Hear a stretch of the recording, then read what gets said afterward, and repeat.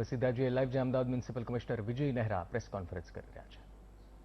Slums અને senior citizens આ ત્રણ ટાર્ગેટેડ ગ્રુપ્સને વધુ પ્રાથમિકતાના ધોરણે આપણે એડ્રેસ કરીને ઇન્ફેક્શન રેટ ઓછું કરવાનું અને મોર્ટાલિટી રેટ એટલે મૃત્યુ દર ઓછું કરવાનો પ્રયાસ એએમસી દ્વારા અત્યારે કરવામાં આવી રહ્યું છે. સુપર સ્પ્રેડર્સની જ્યાં સુધી વાત છે ત્યાં સુધી આ જે આપણો પ્રયોગ અથવા સ્ટ્રેટેજી જે રહી છે છેલ્લા 10 દિવસથી એના ખૂબ સારા પરિણામ મળ્યા છે અને એક એવું કહી શકાય કે સુપર સ્પ્રેડર્સ ઉપર ભાર મૂકવાની વ્યૂહરચના અને આ વિચાર એના લીધે આપણને ખૂબ ફાયદો થઈ રહ્યો છે. છેલ્લા 10 દિવસમાં 7,793 જેટલા સુપર સ્પ્રેડર્સનું સ્ક્રીનિંગ કરવામાં આવ્યું. એ પૈકી 2,098 લોકોના સેમ્પલ લઈને ટેસ્ટિંગ કરાવવામાં આવ્યા અને એ પૈકી છેલ્લા 10 દિવસમાં બધા 48 વોર્ડમાં મળીને 115 જેટલા સુપર સ્પ્રેડર્સને પોઝિટિવ જણાતા આઇસોલેટ કરીને ટ્રીટમેન્ટ આપવાની શરૂઆત કરવામાં આવી. એટલે આ જે વિચાર છે આપણું અને આ જે અમદાવાદની જે સ્ટ્રેટેજી અમદાવાદે શરૂ કરી એમાં પરિણામ મળતા આપણે એવું વિચાર હવે કર્યું છે કે આ દિશામાં હજુ વધુ આગળ આપણે જવું જોઈએ અને હજુ અમુક કેટલાક પગલાં બીજા વિચારીને આમાં લેવા જોઈએ. અત્યાર સુધી આપણે સુપર સ્પ્રેડર્સને સ્ક્રીનિંગ કર્યું છે, એમનું ટેસ્ટિંગ કર્યું છે અને એમને આઇસોલેશન કર્યું છે. સાથોસાથ આપણે માસ્ક ફરજિયાત બનાવવામાં આવ્યા છે અને જનજાગૃતિ પણ મોટા પાયા ઉપર લાવવામાં આવી રહી છે. નાગરિકોને સુપર સ્પ્રેડર્સના સંપર્કમાં આવતા પહેલા તમામ કાળજી લેવા માટેની સૂચના પણ આપવામાં આવી રહી છે. 10 દિવસ પહેલા આપણે એક નિર્ણય કર્યો હતો. નિર્ણય એવો હતો કે જે આપણા મહિલા સ્વસહાય જૂથો છે, વિમેન સેલ્ફ હેલ્પ ગ્રુપ્સ, એમના પાસેથી કોટનના માસ્ક તૈયાર કરાવવામાં આવે અને આ માસ્કનું વિતરણ અથવા વેચાણ યોગ્ય રીતે થાય જેથી કરીને શહેરમાં સામાન્ય નાગરિકો અને બીજા લોકોને માસ્ક સરળતાથી મળી રહે.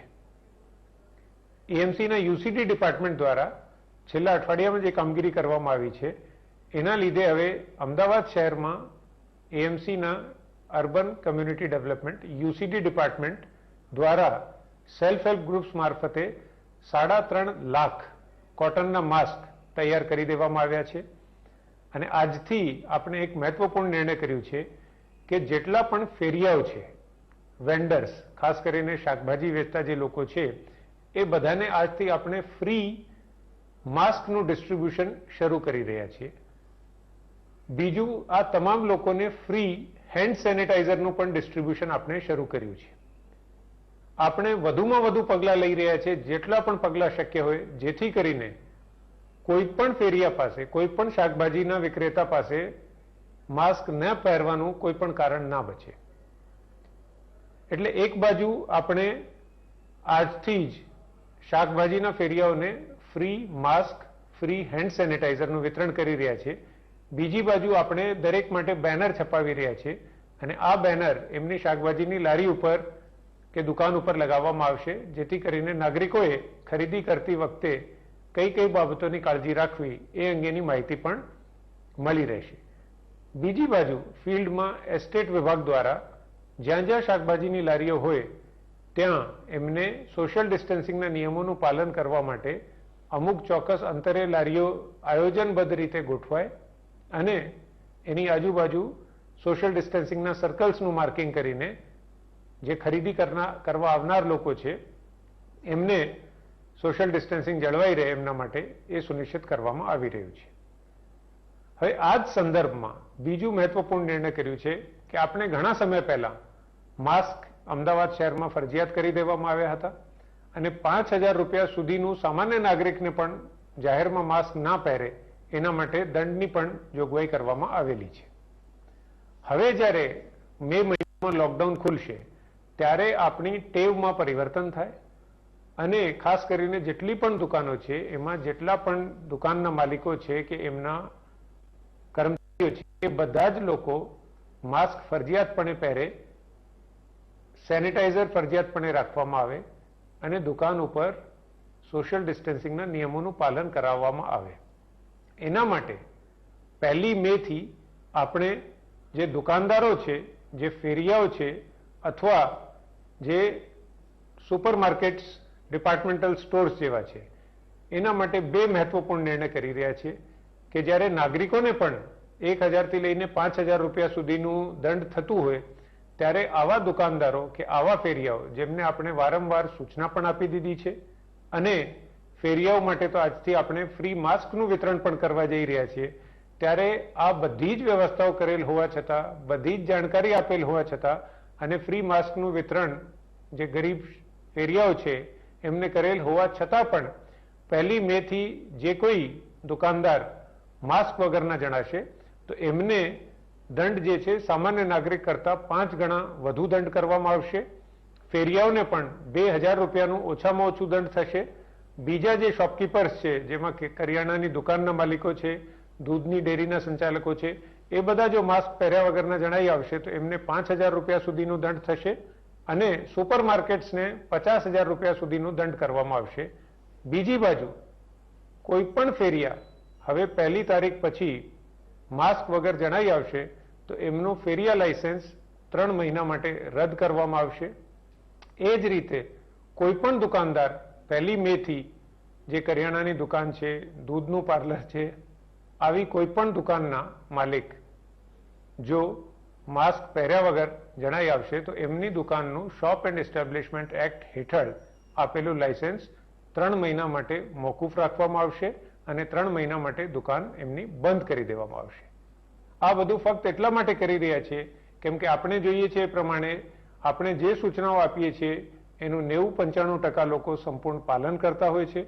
બીજી બાજુ 2-5% લોકો તમામ પ્રકારની સૂચના આપવા છતાં, તમામ પ્રકારની ચેતવણી આપવા છતાં, તમામ પ્રકારની સગવડ કરી આપવા છતાં, જનજાગૃતિ પહોંચાડવા છતાં અને હવે આજથી ફેરિયાઓને જ્યારે આપણે ફ્રી માસ્ક પણ આપી રહ્યા છે ત્યારે તમામ સગવડ, તમામ પગલાં લીધેલ હોવા છતાં પણ અમુક લોકો બીજા નાગરિકોને જીવનને જોખમમાં ના મૂકે એટલા માટે આપણે આ સખત નિર્ણય કરી રહ્યા છીએ અને 1 મે થી આ નવા નિયમો લાગુ પાડવામાં આવશે.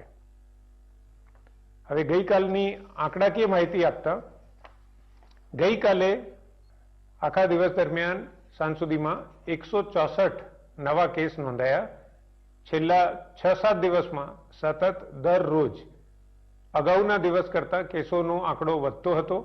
હવે આપણે 5-6 દિવસ પછી કેસોનો આંકડો જે 8 થી 10% વધતો હતો એની સામે ગઈકાલના દિવસમાં 164 કેસ થતા આંકડો ઘટ્યો છે એના અગાઉના દિવસની સરખામણીએ. એ આપણા માટે સારી બાબત છે. ગઈકાલે 19 જેટલા મરણ નોંધાયા, એ ખૂબ ચિંતાજનક બાબત છે.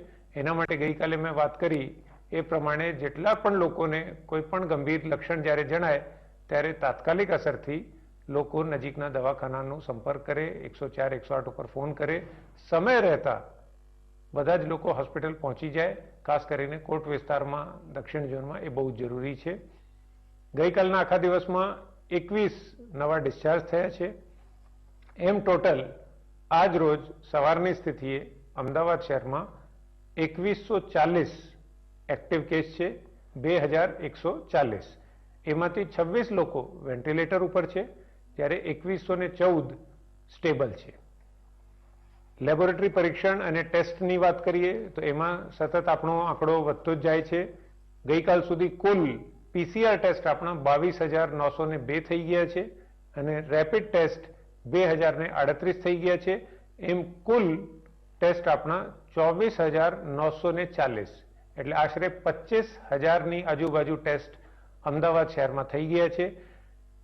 10 લાખની વસ્તીએ 1 મિલિયન પોપ્યુલેશન દીઠ જે ટેસ્ટનું ક્રાઇટેરિયા છે એમાં હવે આપણો અમદાવાદ શહેરનો આંકડો 4157, 4157 ટેસ્ટ પર મિલિયન આપણે પહોંચી ગયા છે.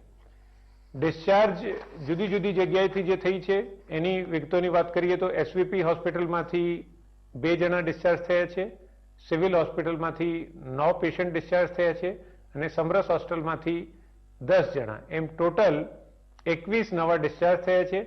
અગાઉ 241 જે ડિસ્ચાર્જ થયા હતા એમાં 21 નો ઉમેરો થતા હવે કુલ ડિસ્ચાર્જ થયેલી સંખ્યા 262 ઉપર પહોંચી ગઈ છે. એક્ટિવ કેસ જે છે અત્યારે 2140, એ બધા અત્યારે એસવીપી હોસ્પિટલ ખાતે 726 દર્દીઓ પોઝિટિવ દર્દીઓ સારવાર હેઠળ છે.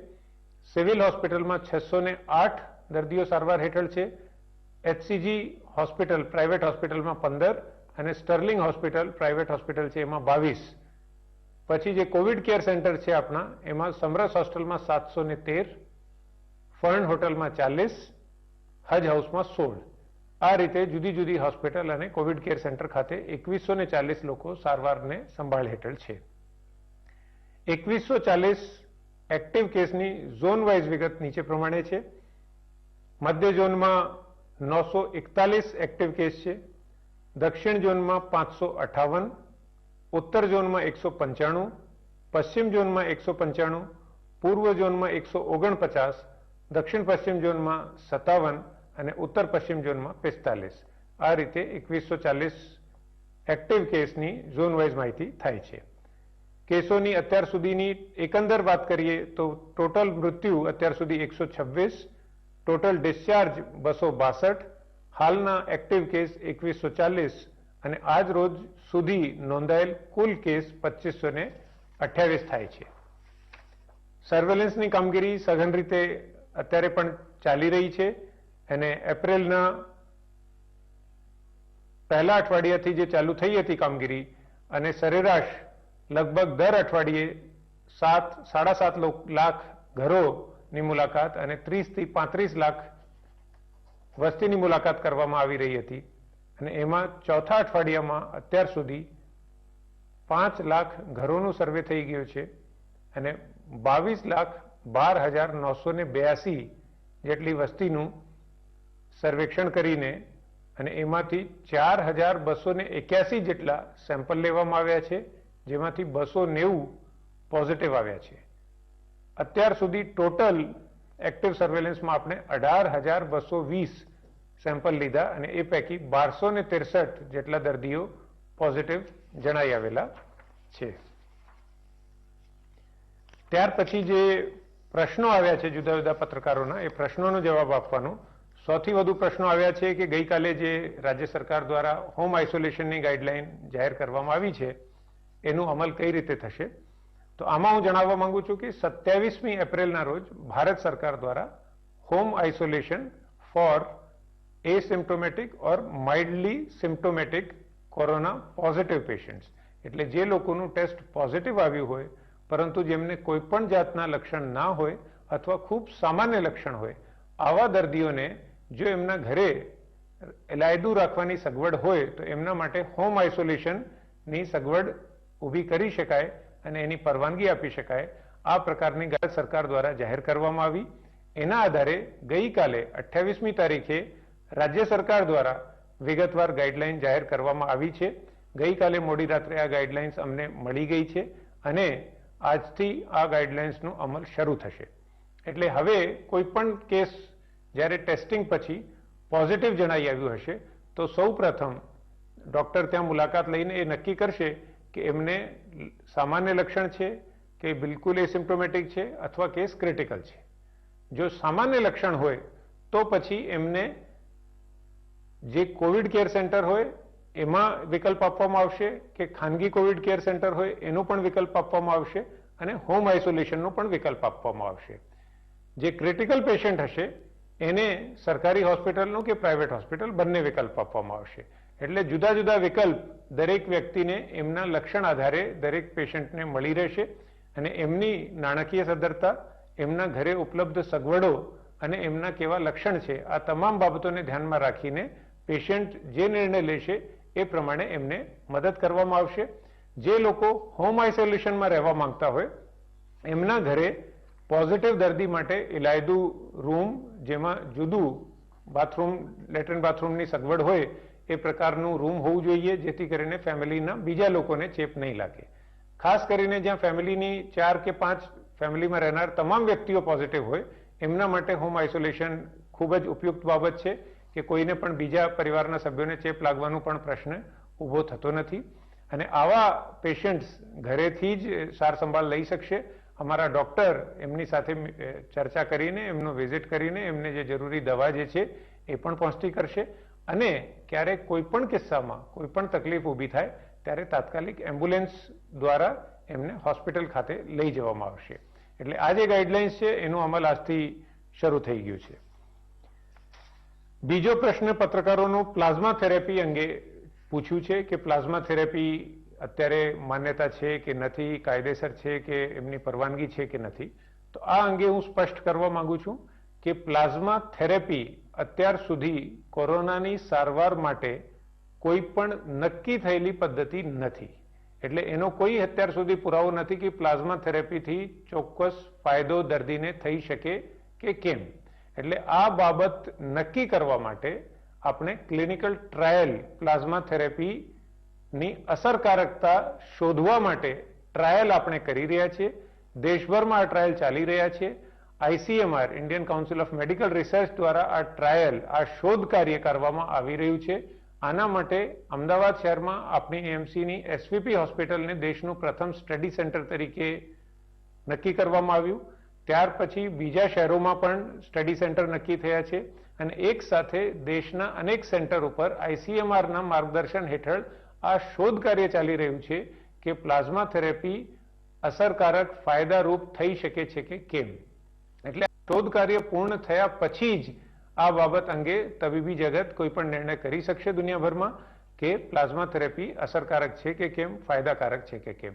એટલે હાલ પ્લાઝમા થેરેપી એક ટ્રાયલના ભાગરૂપે આ કામગીરી ક્લિનિકલ ટ્રાયલના ભાગરૂપે એક રિસર્ચના ભાગરૂપે એની અસરકારકતા શોધવા માટે આ અસરકારક છે કે કેમ એ જાણવા માટે આ બધી અત્યારે ક્લિનિકલ ટ્રાયલ્સની કામગીરી ચાલી રહી છે.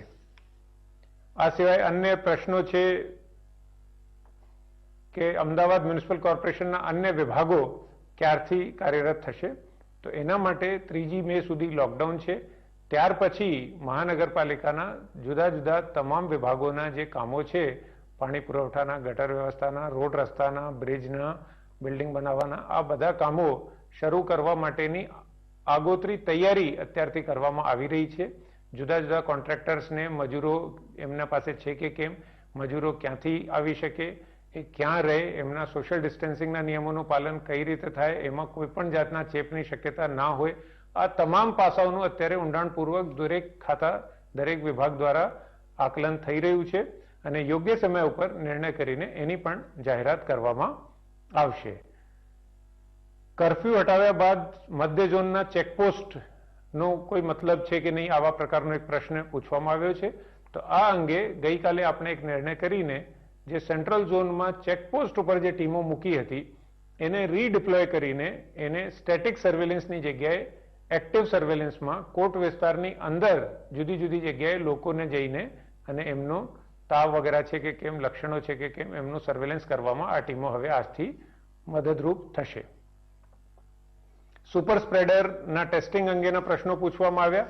એ બધી જ વિગતો મેં અગાઉ આપને આપી દીધી છે. 7,793 જેટલા લોકોનું સ્ક્રીનિંગ થયું. એ પૈકી 2,098 જેટલા લોકોના સેમ્પલ લેવામાં આવ્યા અને 115 જેટલા લોકો છેલ્લા 10 દિવસમાં બધા 48 વોર્ડમાં થઈને 115 જેટલા પોઝિટિવ આવ્યા. અને આ સુપર સ્પ્રેડર, સ્લમ અને સિનિયર સિટીઝનની આપણી જે 3S સ્ટ્રેટેજી છે એના ખૂબ સારા પરિણામ આપણને ચોક્કસપણે મળશે. એટલે આમાં કામગીરી હજુ વધુ સઘન કરવા માટે મેં આપને વિગતો આપી. નાગરિકોને આટલી જ વિનંતી છે કે આપણે બધા પણ આ ત્રણે કેટેગરીમાં કઈ રીતે મદદરૂપ થઈ શકે એ અંગે આપણે વિચારતા થઈએ. ખાસ કરીને સુપર સ્પ્રેડર્સ, જ્યારે આપ શાકભાજી લેવા જાઓ, કરિયાણાની દુકાન ઉપર જાઓ કે ડિપાર્ટમેન્ટલ સ્ટોરમાં જાઓ, આપણી ટેવ સામાન્ય રીતે હોય છે કે આપણે દરેક વસ્તુને હાથથી ટચ કરતા હોઈએ છીએ. એટલે આપણે ટેવ બદલવી પડશે. આપણે કોઈ પણ વસ્તુને ટચ ના કરવી જોઈએ. ફક્ત જે વસ્તુઓ લેવી હોય એ વસ્તુ ત્યાં જે સેલ્સમેન હોય, જે ફેરિયા હોય એમને કહીને એમના પાસેથી આપણે મેળવી લેવાનું હોય. બધા જ લોકો આવીને વસ્તુઓને ટચ કરશે તો એમાંથી ચેપ વધુ પ્રસરવાની શક્યતા હોય છે. એટલે આપણે